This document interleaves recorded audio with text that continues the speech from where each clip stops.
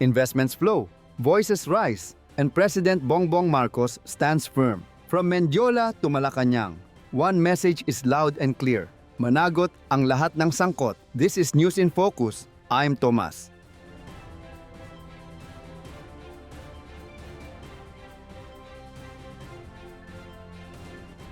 Let's start with the economy. Even as corruption issues resurface in DPWH flood control projects, Malacañang assures investor trust remains strong. Why? Because President Bongbong Marcos is taking a hard line against the misuse of public funds. According to the palace, global markets see President Bongbong Marcos's firmness as a good sign.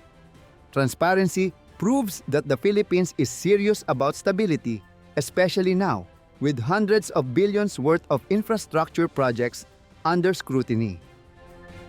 Now, to concrete action. President Bongbong Marcos has signed Executive Order No. 94, creating the Independent Commission for Infrastructure or ICI.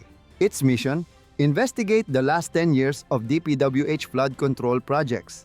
EO 94 makes one thing crystal clear: no one is above the law, not even officials in the current administration.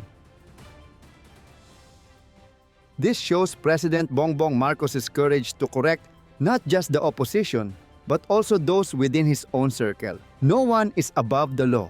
Hindi kayo makakalagpas sa kamay ng batas.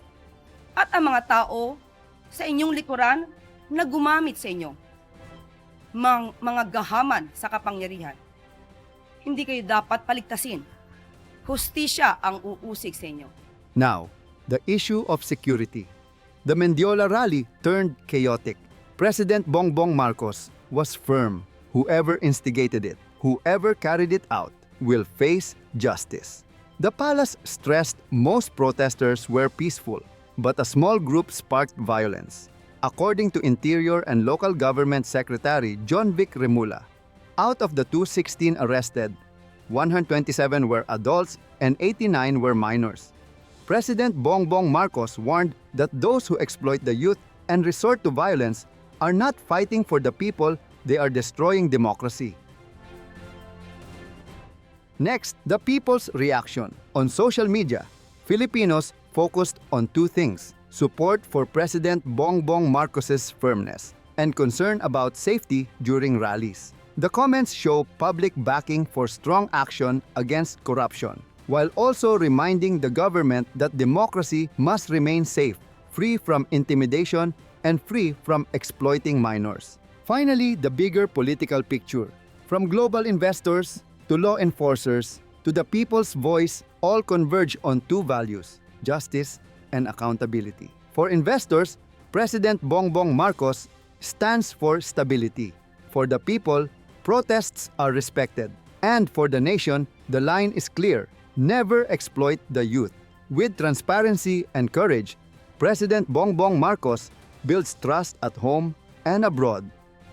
EO 94 is signed. Instigators will face justice. Corruption will be exposed. The message is clear: justice, transparency, trust. But is it enough for a clean future? You decide. Drop your comments, like, share, and subscribe. Stay tuned here on TomasOnAir. We'll keep bringing you pro-people updates from President Bongbong Marcos. I'm Tomas, and this is News in Focus.